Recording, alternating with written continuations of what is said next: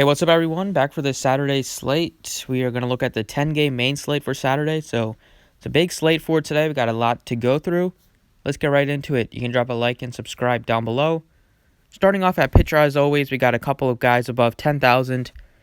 Of the three, two of them are facing off against each other with Corbin and Syndergaard.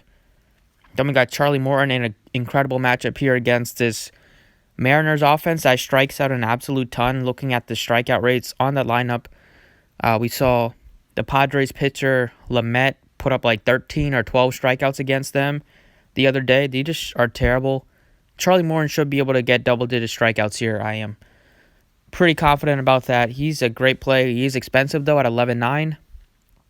I think Chris Paddock is also a viable pivot here. He's only 9,600 facing this Rockies team that also does strike out a lot, and he's facing them at home in Petco, where he's been great this season. He doesn't throw over 100 pitches very often, but you do get like 90 plus, 90 to 95. When he's pitching well, sometimes he get you in the high 80s. But usually when he's pitching well, he can get you 90 to 95. Matchup against the Rockies, they strike out quite a bit, and Paddock just has some great stuff and great strikeout stuff, and doesn't give up many hits and doesn't give up many walks. So even though he doesn't throw that many pitches, he's usually getting you like 5, 6, 7 innings. So I do like Paddock here at 9,600. And the second pitcher, definitely be going down here for a couple of options you can go with down here. I think Sanchez is a great option at 6,900 for a value pitcher. Musgrove's fine against a righty-heavy Cardinals lineup. I like him. And then, those are the two that I'm considering down here. I'll go with Sanchez just because he has a much better matchup. Sanchez also has a much better offense behind him. And he's been very good over his last couple starts. And he does have some talent. Just this season he struggled, but if you look at his past years, he's been great. He struggled with some blister problems that might have been affecting him, but he's kind of gotten everything down.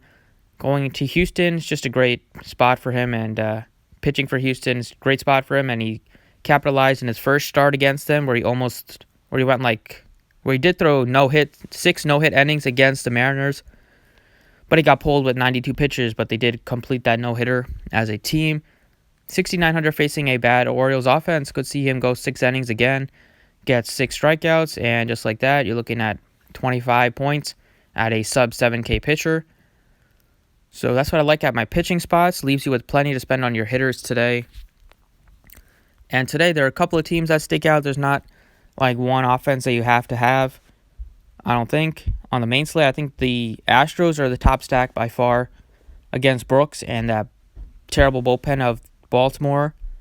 I think some of the A's are in play against Lopez, especially the lefties that they have. They only have a couple lefties, but I love them. And now here we got two good pitchers facing off in this game with Gray and Hendricks. Two good pitchers in this game with Corbin and Syndergaard. This game, I think the Twins are appealing against Pluco.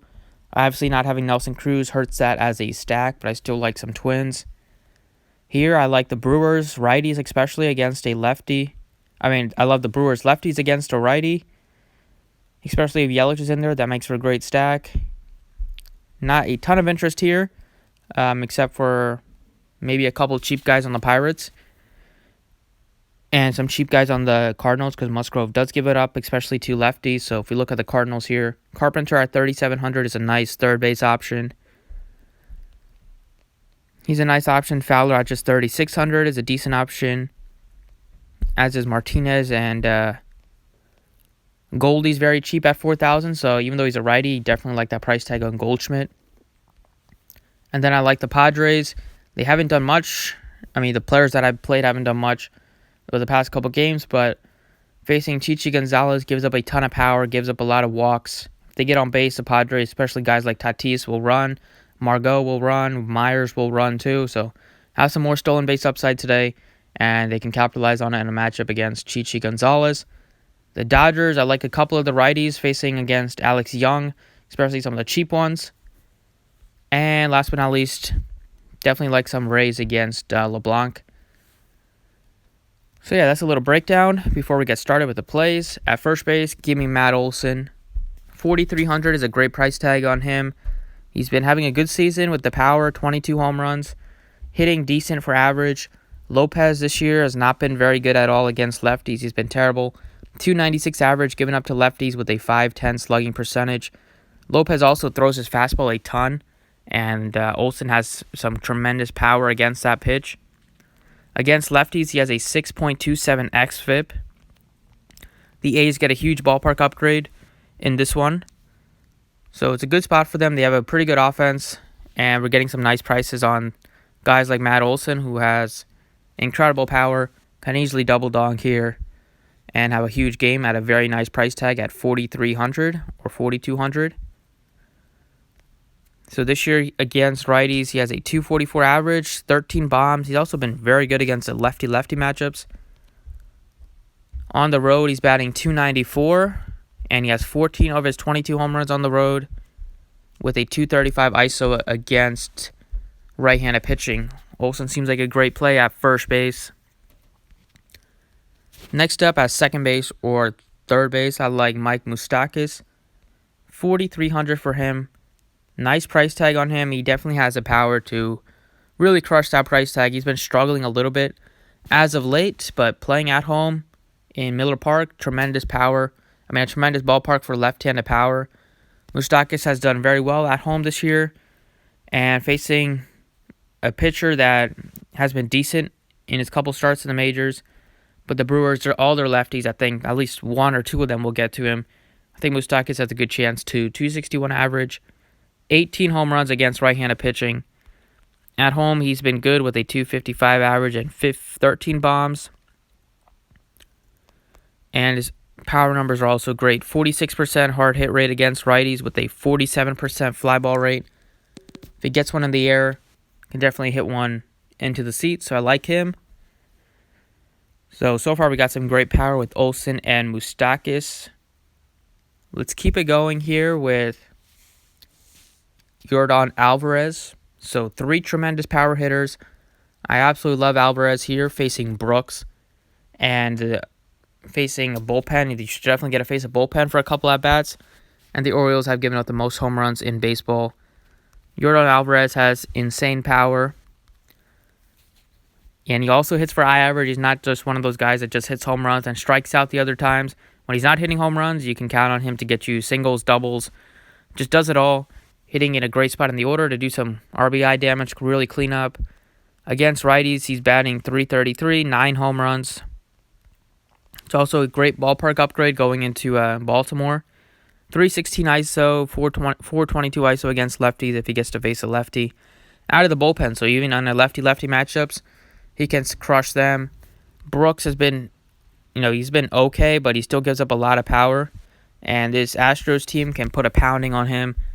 They can definitely hit 5 home runs today if he's not locating his pitch as well, or if he's not throwing his good stuff, doesn't have his good stuff. But lots of power given up. 533 slugging to lefties, 475 to righties. xFIP is over 5 for both sides. Not much of a strikeout guy either, under 19% of both sides. Love the Astros today, especially a guy like Alvarez in the outfield. And last but not least, give me A.J. Pollock. Only $3,800 for Pollock, batting leadoff. Potentially, that's what he's projected for. Against a lefty, sign me up for that. Pollock has been mashing lefties this entire season and for his career. He's always been a lefties masher. Remember the days back in Arizona, him and Goldie, back-to-back in the Arizona lineup against lefties. We'll be locking them in all day. And they definitely went back-to-back a couple times with home runs. This year, he's batting a crisp .400 against lefties and 50 at-bats, with 3 home runs, 17 singles, but he still has a 180 ISO, just a 14% K rate, and the power number should go up. He's starting to hit the ball much better. Early on in the season, he really struggled, but lately he's been really good. In August, so far, he's batting .417 in the 4 games, and he batted .267 in July with 5 bombs, so he's really coming around with the power. And it's coming at a great time with the playoffs around the corner. So love Pollock. Career-wise, he has a 220 ISO and just a 14% K rate to lefties. So getting a low strikeout hitter that has tremendous power upside in a matchup like this So that's what I like for today. Leaves you with 38-25 left to fill it out. Like I said, there's not a ton of there's not like one team that really sticks out that you have to get. Just because I know the Astros would be that team, but it's tough to really stack them up because they are super expensive. But trying to get a couple Astros is definitely my plan. Trying to get maybe 1 or 2 A's seems like a good bet. Looking at some Twins I like, some Brewers I like. Looking at their lineup especially, and I like some Padres.